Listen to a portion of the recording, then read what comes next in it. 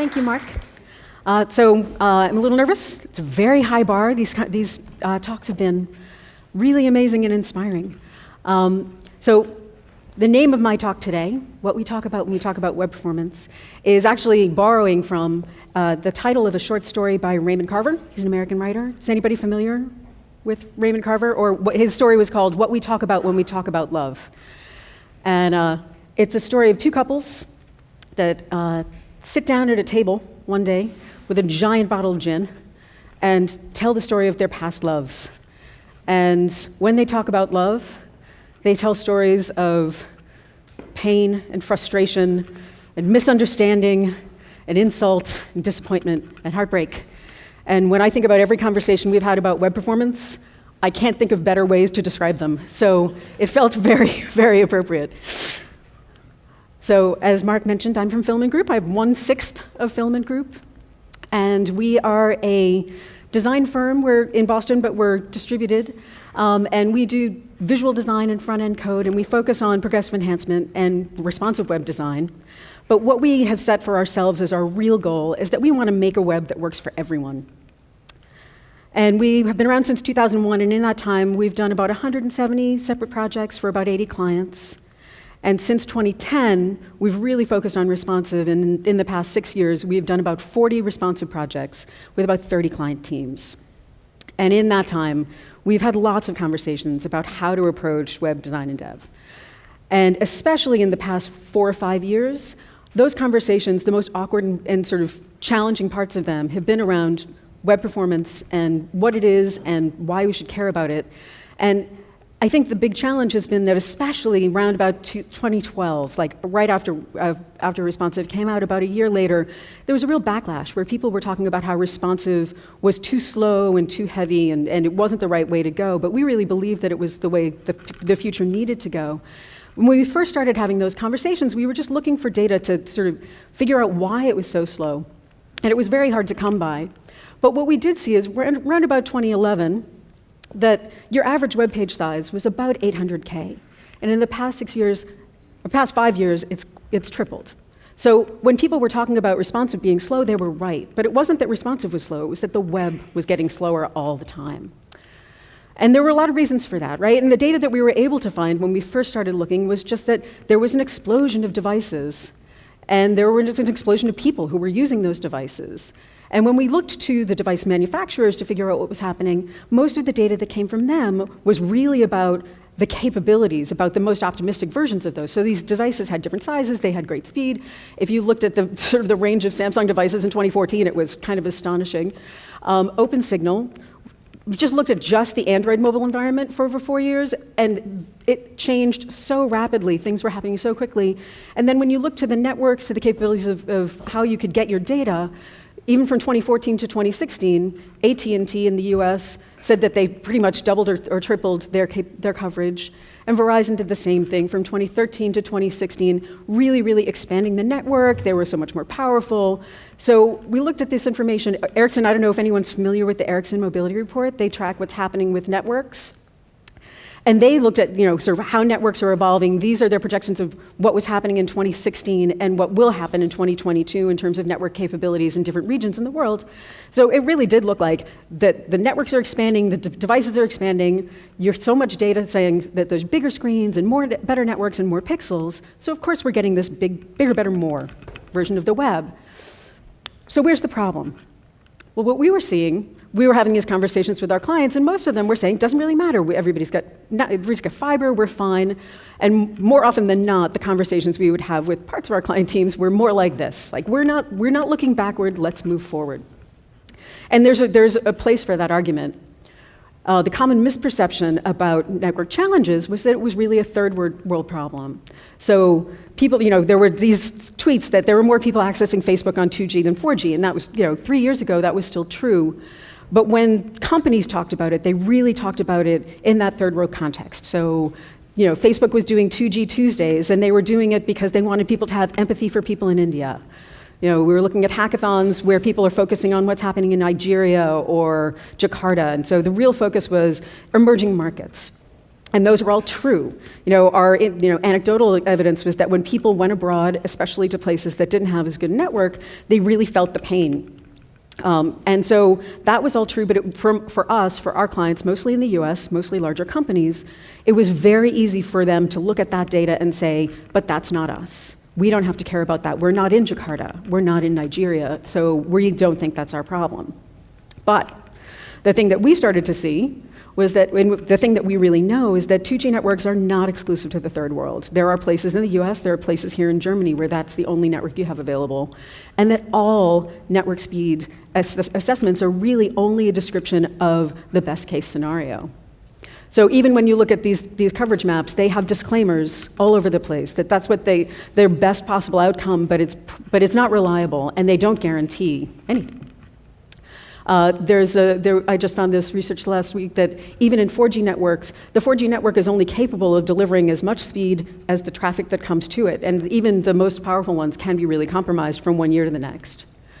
And I think this chart was the one that was, for a long time, the thing that really inspired me, but I had a moment of revelation about 2 years ago where I was looking at it, and one of the things that I think happens with this is when you look at this chart, it reads like a trend graph. And it looks like you can see the blue bars, which are 2G, they're descending, and at the end of the bar, they're gone, right? And the purple, which are 3G, again, on a trend line down, and look at how big the green is. 4G is growing, it's magnifying so much. But this is not a trend graph. This is a market share graph of different regions of the world. So about 2 years ago, I scaled it to actually reflect those regions of the world, and I think that this tells a really different story.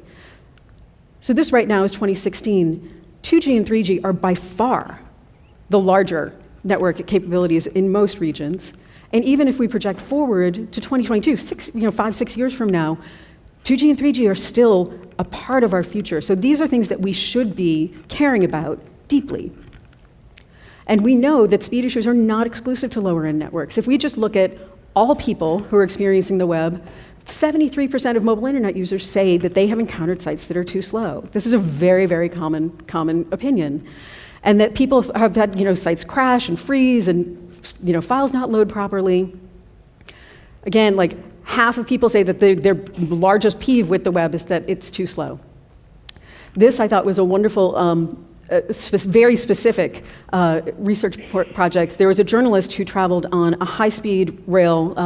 It's a train that goes from New York to Washington, D.C., that said that it had high-speed network. And he actually tested the speed of the network everywhere along the way. This is a business class, and he found that 80% of the network, it dropped out as they were traveling. And I think this is anyone who has been on, go-go Wi-Fi on an airplane knows what this experience is like. So when we were encountering these conversations, mostly with development teams, but also with marketing teams and with CIOs, what we came back with was this incredibly inspiring quote that I saw last year. So last year, The Economist celebrated Tim Berners-Lee on the occasion of the 25th anniversary of the invention of the World Wide Web. And he had a quote during his presentation speech where he said, "The web's true potential for democracy, economic growth, and human creativity is only just beginning to be glimpsed. And in 2016, all of us must protect and enhance this public space for the benefit of all humankind." So when we think about performance, this is the goal that we're working toward. So we need data and tools to convince our not really our problem skeptics to help bring them along to that vision. And so in the past 2 years especially, there are 4 resources that we have found have been really compelling when we have conversations with our clients. The first one is, she's a researcher named Tammy Everts. Until recently, she was at Sosa. She announced yesterday that she's leaving and going to SpeedCurve, but she's a neuroscientist who studies performance and the performance impacts and behaviors. Google has been doing some fantastic research on user behavior and opinion and publishing their data about how performance impacts the way people behave on the web. The Pew Research Center is an American research organization that has done some fantastic, very, very well documented orthogonal research about how people use mobile and how it's impacting their lives. And then this tool, I'm sure everyone's familiar with it, but this tool has been a game changer for us in these conversations. This is Web Page Test. It is at webpagetest.org, and it is available for anyone to test any site. It actually has a network of real devices on real networks, so you can choose a mobile phone on a 2G network somewhere in Germany and find out exactly how fast it is, and it will spit out a timeline image of exactly how long it takes for a site to page. So this has been a seeing is believing moment for us that has been incredibly, incredibly useful. I will stop right now and just mention that this presentation, I'm gonna go pretty fast, but it's a Google Doc, and I will tweet out the link right after I get off stage, so all the data will be available to you immediately, so you don't feel like, if you feel like you're not getting everything you want to be able to get back, you'll have it right like as soon as I'm done. But I think, so I want to start with Tammy Everts, because I think in 2012, she posted an article that, again, was a super helpful sort of orienting mental model for us, because there were a lot of articles that came out when people were complaining about performance, and companies were saying, oh, poor millennials, they want everything immediately, they're so cranky. And so she posted this article about how neuroscience works and how we think. And she was talking about how memory works. So she was saying you have sensory memory, and what sensory memory does is this is your instinct that helps you, flee from tigers. Every 100 milliseconds, your brain is looking around and it's just cataloging the things that happen around you, and it's bringing them together. And then in about a 10 or 15 second window, your short-term memory tries to take all the inputs and put them into a universe so you can make decisions. So every 100 milliseconds, you're looking for information. And the internet actually really sort of gets in the way of this. These delays create problems for our cognitive processing. They did this is a separate Ericsson report that they had did a separate study where people worked on the web and they introduced delays, and they actually tested their physiological responses. And people had elevated stress at, like, when things went longer than 4 seconds, people had elevated stress equivalent to watching a horror movie. People were so agitated. And this is something that, like, as you think about your website taking 4 seconds on any device, on any network, this is what's happening to people. They are having a visceral reaction, and that visceral reaction affects your brand. People don't know that they're having it, but they feel it. They feel that negativity. So we want to make sure that we can avoid that.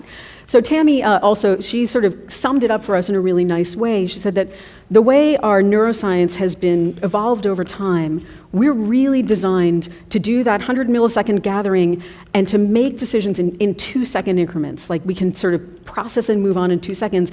And when we can do that, we're in a place of flow. That's where we feel harmony. That's where we feel like we can move effectively. That's where delight happens, where we are moving efficiently and we're comfortable and we're productive. So 2 seconds is where we want to be. Now, in addition to doing that cognitive neuroscience research, Tammy worked at a company called Sosa, and they did really detailed retail studies, 500 million user sessions in a year over the Christmas holiday in the US. And they actually published some really interesting data. So they saw from 2014 to 2015 that just traffic to all retail websites shifted dramatically from 60% desktop and 40% mobile in 2014 to 25-75. So that's a huge shift in the way data is being delivered and people are interacting in 1 year. And this, I think, these 3 slides are really more compelling to me. They tested not only what people were using the data for, but they also tested effective conversion rates. So how often were people buying? And they broke them down by tenths of a second. And what they saw was that between 2014 and 2015, the optimum load time for peak conversion shifted from just under 4 seconds to under 2.5 seconds. So the most successful sites that were seeing the most engagement and the most purchasing were the ones that were able to deliver a page in less than 2.5 seconds. Now, the thing that was kind of interesting, in 2014, the average pattern of the way the sites were working was right in that curve. So the 3.8 seconds, people were sort of optimizing to somewhere around 4 seconds, so they were really getting effective engagement. In 2015, user expectation shifted ahead of where the web was, and people were really losing opportunities to connect with their customers. And I think these are the kinds of data that I think are very, very compelling to our clients.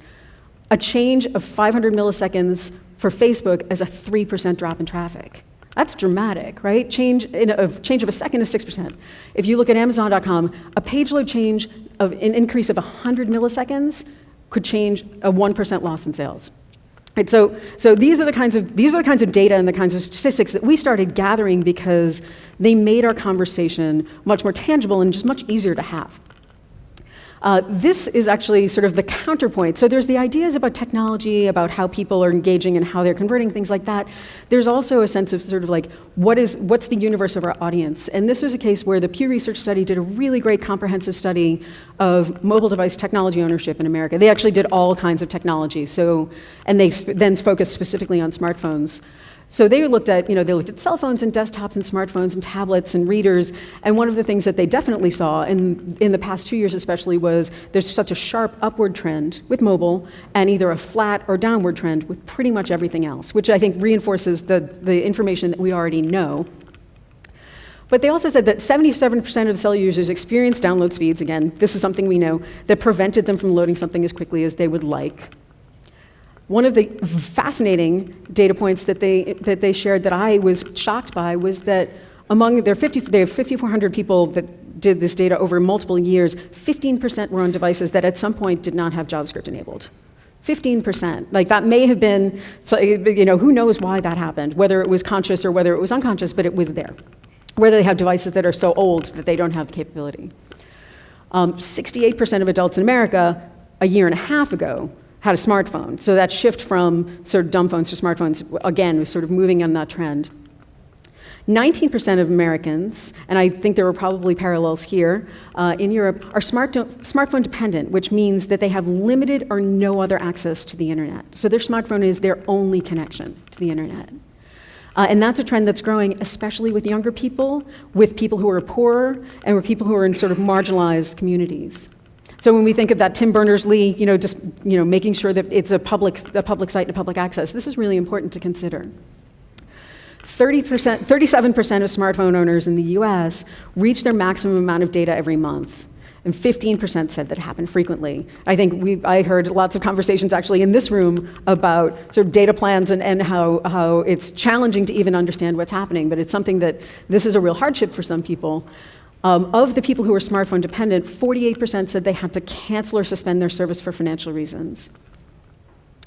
There were a couple of incidences, I think maybe a year and a half ago, Apple sort of launched a new update where they implemented something called Wi-Fi Assist, and they launched it so that it was automatically on. And what it did was, if you were not close enough to a network, it would automatically shift you over to data without telling you. And they had several class action lawsuits, but one of my favorite studies was there was a complaint there was a kid who was sitting in his bedroom playing an online game, thinking he was on his Wi-Fi and he wasn't, and he had a $2,000 mobile bill for a month because he had been sitting and gaming with his friends 3 steps away from where the Wi-Fi reached in his house. So these sort of the decisions we make are great if we have abundant, unlimited data and if we want this decision made for us, but those are big assumptions, right? And I think actually Jeremy just talked about what are the assumptions that we're basing our decisions on. These are the kinds of things that we absolutely do need to think about. So, and it's not only for poor people, it's not only for kids, it's for everyone. If you're not being thoughtful about it, one of your conference attendees could spend $7 to load a conference homepage on their iPhone because they're outside of their own data area. And just for context, again, I know that this is very America-centric, but 51% of Americans, these include everyone who actually earns a wage, made less than $30,000 in 2014. So this is real, genuine hardship. So when we look at our clients and our audiences, we want to help them understand this context. So we started looking at the internet and the way people behave with it and how performance is being accomplished, especially on mobile, and especially on mobile networks, 2 and 3G networks, that are very common for many, many, many people. So 62% of smartphone owners in America use their smartphone to find out information about a health condition. So I went and looked at my local Massachusetts Health Connector, which is a way to get insurance, and just looked at them on web page tests to figure out how well they were achieving the goal of meeting people who had health concerns where they are.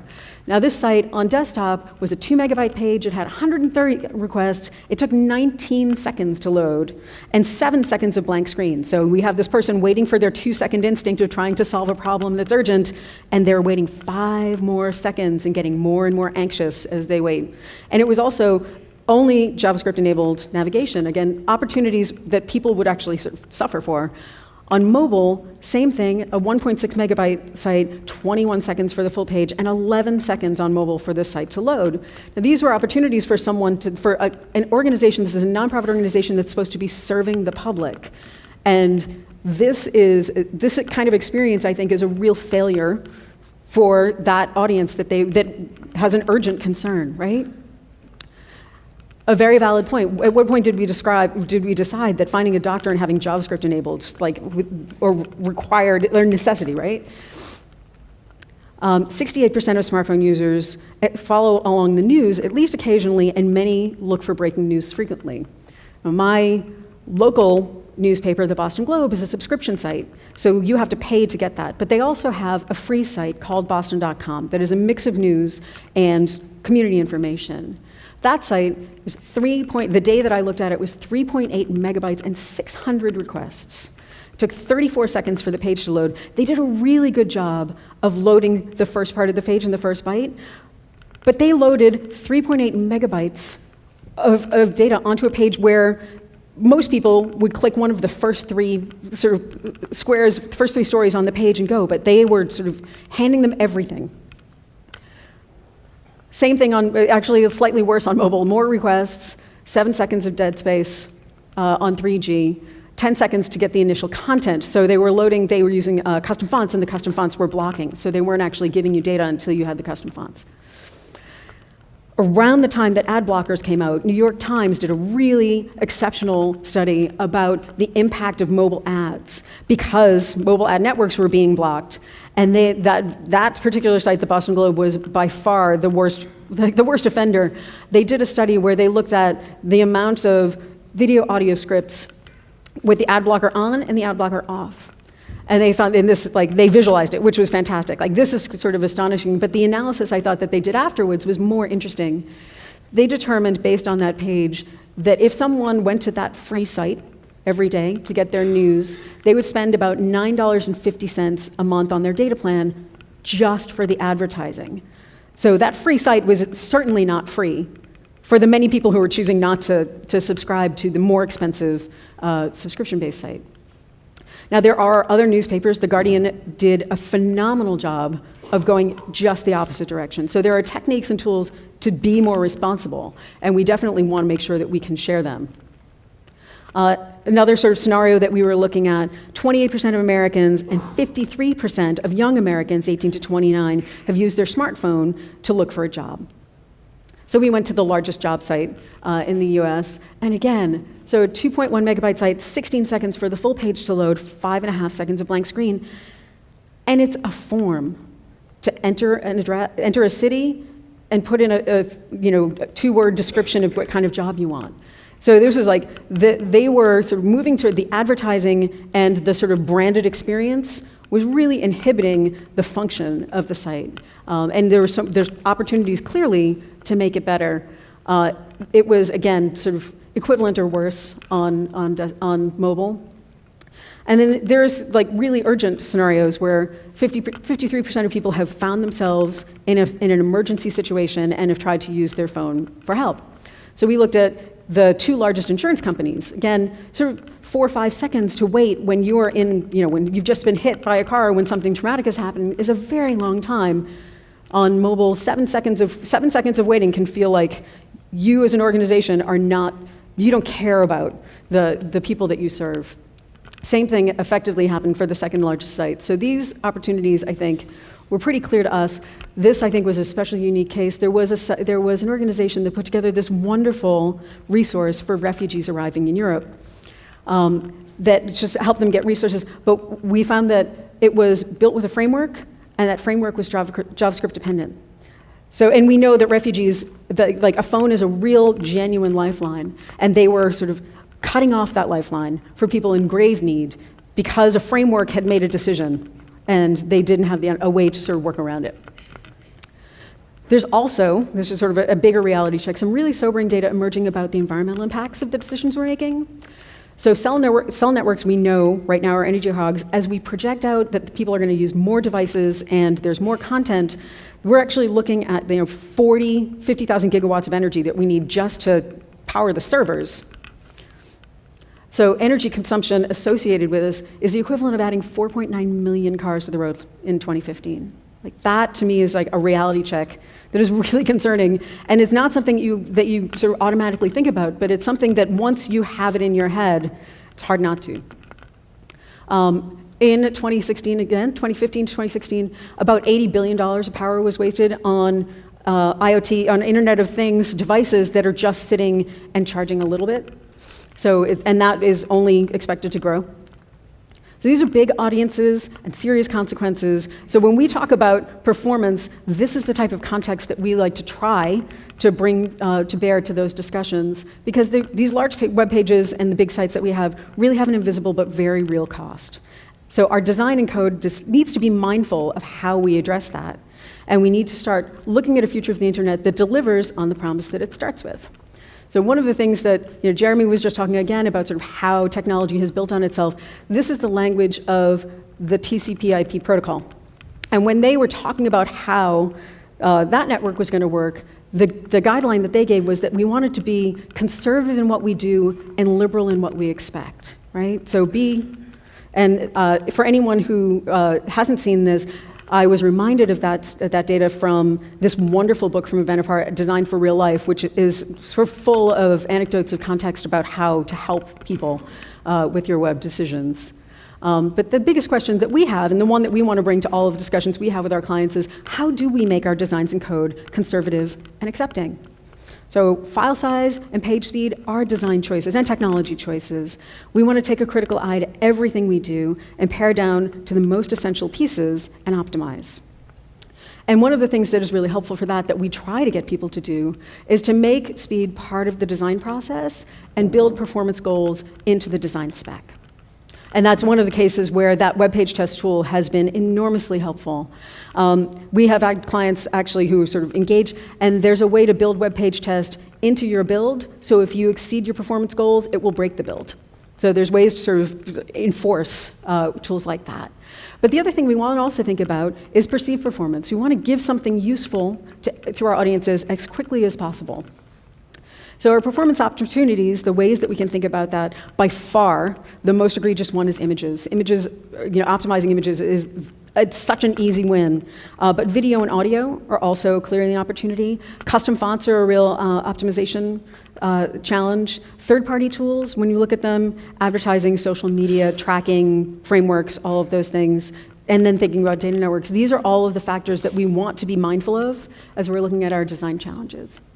So we want to make design and make performance a competitive advantage. And this is one of the things I think that is really compelling for us, that when we talk to our clients, we sort of bring them in by this area of self-interest. Google actually documented that when someone looked at two competitive sites side by side, an increase in speed of 250 milliseconds would encourage many consumers to choose one site over another. So a quarter of a second difference from your closest competitor can be a defining competitive advantage. So that's sort of a nice, that's the carrot.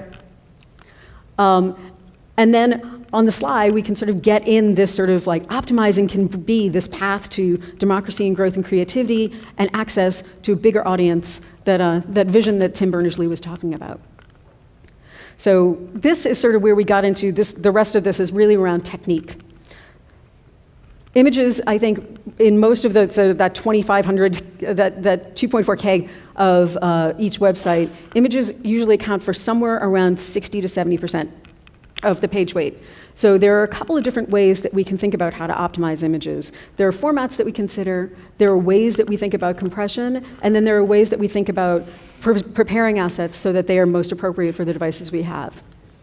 So I don't know, I know Sarah's going to talk about SVG after this, but for anyone who doesn't, SVG is just a fantastic opportunity if you're thinking about ways to think about illustrations, diagrams, fairly simple things like icons, because they're math. They scale, they can be recolored, they can be animated. They will honor CSS, so they can be sort of built into the branding in a really seamless way. They can be scaled appropriately to the size of the device. So you can sort of add detail and remove detail, and sort of be appropriate to where it's delivering in a really seamless way. They can sort of engage the user, that sort of little bits of delight that Espen was talking about today, sort of unexpected things. They can actually be animated in more thoughtful ways. We actually did a little bit of experiment where one of my colleagues built a tool that would let you export layers from Adobe Illustrator, and they would generate SVG animations that can be played in the device, and also they can be styled to be responsive. You can use media queries with them, so that was kind of nice. And for anyone who would be interested in that, there are some demos on our website to understand how to do that. Sarah Sweden also does a really great job of documenting how to understand how to work with SVGs to optimize them really well. My colleague Todd Parker also did a presentation on sort of when you're evaluating any kind of image on your site, when to think about pixels versus SVG and how to evaluate that. There are cases where bitmaps make sense, right? Photographs, more complex information, that's where a JPEG or a ping is going to be the right thing to do if you need alpha transparency. There are a lot of cases where that makes sense.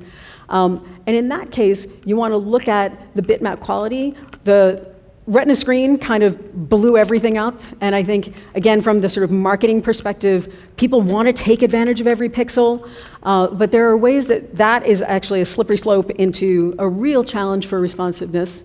So we started looking into ways to think about how to use compression more effectively so that you can get better quality experiences. Now we know that the browser sort of rescales things on the fly so that it will do a little bit of the work. We started looking at a technique called compressive images, so that you take an image, make it much, much larger, but compress it with lower quality. And the browser rendering will actually do a lot of work in the middle to make the image look better for you, because that's part of its native behavior.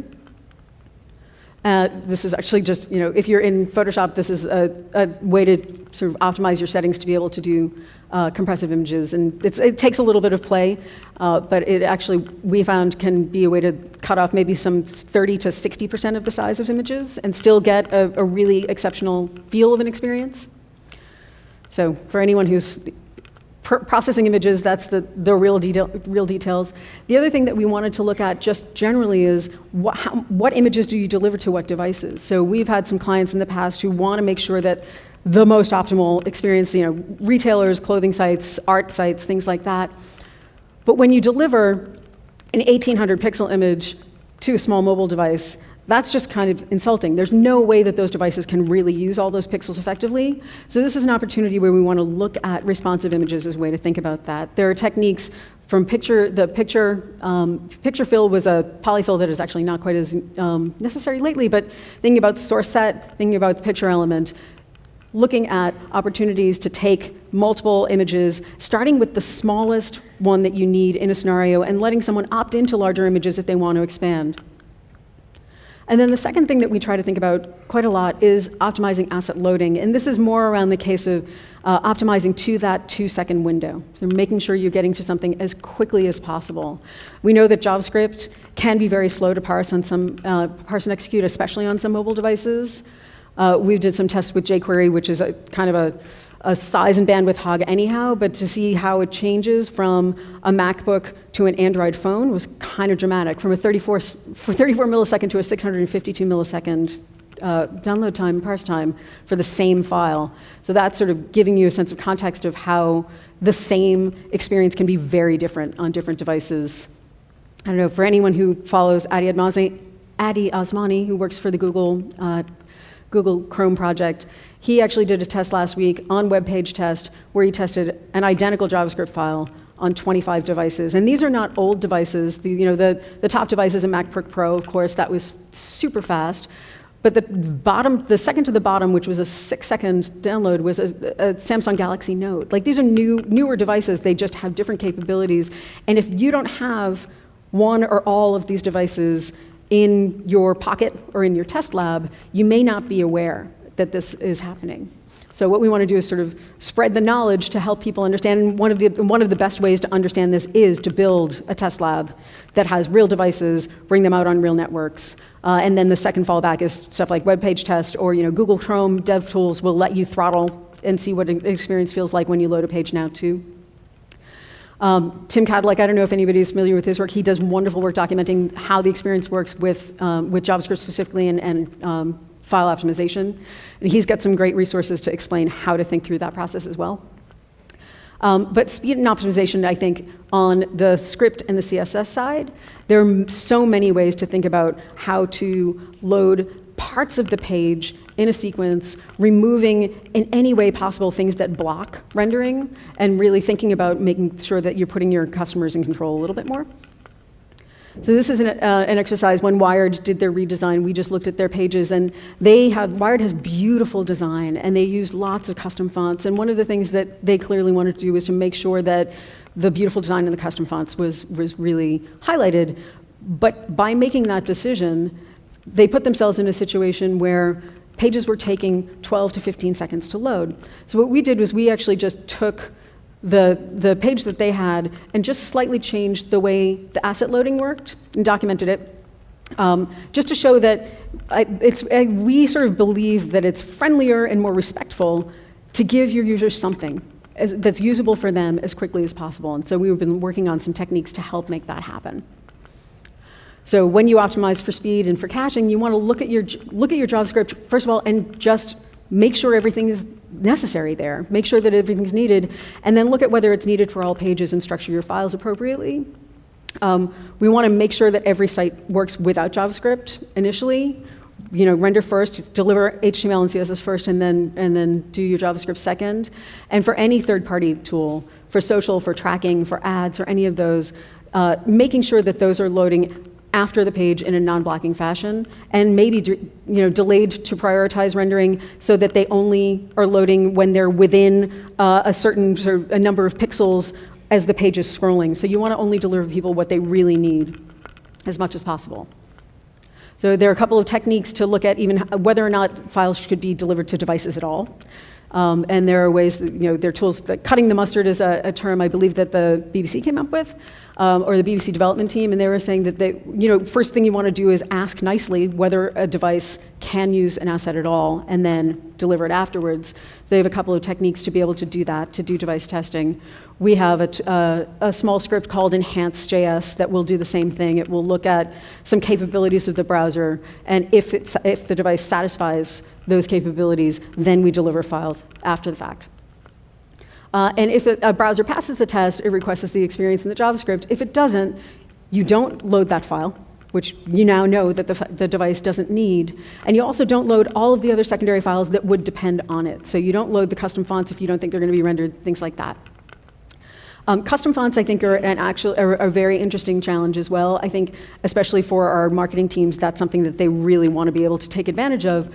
But I don't know that every marketing person knows that some browsers will wait up to 30 seconds to wait for a font before they'll time out, and sometimes they'll time out and not load anything.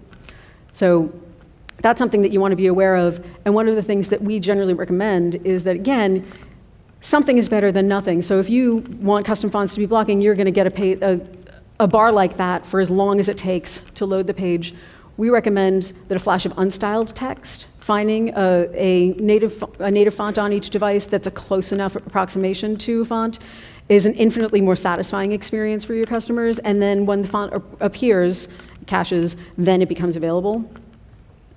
There's, again, for any of the developers in the group that are interested in the techniques for how to do this, this presentation will be available for that. We also say that if you can, tuning and subsetting fonts so that you're only delivering the glyphs that you need can be a nice way to optimize as well. Each time that you load a font, every face of that font is a separate file. So there are some nice techniques to be able to really optimize within a font face to get to the smallest required set that you need. And for anyone who's interested in it in more detail, my colleague Scott Gell wrote a book last year called Responsible Responsive Design that is a fairly deep dive into the techniques of optimizing pages. And it's a quick read, but it's full of good techniques. This is a little bit dated, but this is another thing that we always want to look at. So MVC frameworks are, they're sized and scaled. They have a lot of benefits for developers, but they also render very differently on different devices, and some of them, just the framework itself, can be a really cumbersome loading moment before you even get to any content at all. So one of the things, and I know some of these are no longer the most recent frameworks that are out there, but one of the things that we wanted to look at is making sure that if you're choosing a framework, that you're building an assessment of the performance effect of that framework into your discussion of how you're going to be delivering the site. And then the other thing that we like to talk a little bit about is thinking more about things on demand. So a lot of wasted bandwidth is happening because, and this is sort of a native behavior of the browser wants to bring in everything just in case, so it'll be ready. But you need to try to counteract the deliver everything just in case with don't deliver things that will never be seen and never be used. So what we try to do is make sure that we figure out techniques to help to deliver on-demand content, and as much as possible, putting your user in control. Like, we never want to put a video in the body of a page and have it autoplay when it's not in the visible screen. And certainly if it's not in an active tab, right? So there's ways to think about how to tune your content so that that works respectfully for the user's experience. And whenever possible, we want to put the user in control. So if you have a carousel that has 40 images, you might want to load the first 2 or 3, but you don't load the other 37 until the user has interacted with the first 2. So there's ways to sort of layer in experience based on user interaction that will give people what they need in a timely fashion, but won't weigh down the page and weigh down their data plan if they don't. So this is a technique that we used where, for a retailer that we worked with, where on a 2G connection we delivered a very, very, very tiny and very poorly optimized image, and as the page scrolled, actually, there it goes, as the page scrolled, higher quality images would slot in. And actually so you can kind of see them updating. We did this on 3G and 4G, it felt instantaneous. On 2G, you can actually see it loading, but it was actually only when someone actually moved through the page did the higher quality assets up here. And then the final thing that we want to make sure that we're considering, again, for that sort of being ready for the future and also thinking backward to the past, is don't compromise accessibility. So Chris actually mentioned yesterday the whole idea of progressive enhancement. There's no reason to limit access to your basic content. We want to make sure that we can reach the largest possible audience. And it's really common courtesy. It's the equivalent of making sure that someone can access. If you were a grocery store, would you tell people that they couldn't come and shop if they rode on a bike instead of a car? No, so you don't want to block people who come on a different device than you might be optimizing for. From the US perspective, this is a very compelling argument for many of our audiences. There's actually a lot more accessibility companies that are starting to sort of focus on lawsuits against companies that do not consider accessibility. About 5 years ago, Target actually settled a $6 million settlement because they were not fully accessible. Netflix, again, almost $800,000. In the last year alone in the US, there have been more than 240 lawsuits filed for accessibility violations, mostly for universities, retail, but banks. The companies are starting to expand, and I think this is mostly a factor of the fact that people are moving to smartphone-dependent, smartphone-only sites, and also that accessibility, it can be compromised in that way. So in those cases, progressive enhancement, which is an approach that uses standards-based HTML and CSS, really is your friend. It ensures broad access and fault tolerance. It's semantic markup, and then features are laid on based on capabilities, again, using enhance or using a cut-the-mustard approach. And it's not an all or nothing. We have a lot of discussions with developers where they think it's dumbing down to use progressive enhancement, and we want to really communicate that that's not the case. It's just thinking differently about how content and source order and structure and interaction are layered. So we had we did a little bit of work with Lego, and they wanted to make sure that their site was really accessible everywhere, but they had some really unique branding elements. They wanted to make sure that their buttons were all nicely rounded, and they also wanted things like their select menus to be rounded. So you'll see that on the left, we have sort of two kind of ugly standard select menus and a button, and then on the right it's styled beautifully, but both those pages, the left without JavaScript, the right with, would work, and the purchasing would work. So it seemed to us like a small compromise to have a slightly uglier select that still worked. The same thing was true with visual feedback. right? So the experience on the right feels more energetic, it's more fun, but the experience on the left will work everywhere, and both of them can coexist. So these are the kinds of experiences that we want to be layering in. We want to make sure that we can take advantage of JavaScript. We want to make sure that we can see those real-time feedback opportunities, but we want to build them on top of a semantic framework that will work everywhere. And they can get really complex. So we did, you can do things like multi-layered sliders that connect to each other that are based on simple select menus. The thing that you need to be careful of, and the thing that we need to be aware of, is just understanding that semantic HTML is going to be accessible everywhere, and the problem is that JavaScript and CSS can break it. And so that's our job, is just not to break things when we improve them. And then there's a whole spec of accessibility with the WARIA spec, which is a layer of enhancement, again, that Chris mentioned yesterday, where you put roles onto objects in the page to make sure that they're accessible for people with screen readers, and also to sort of bots and things like that, so that it enhances the semantic richness of your experiences.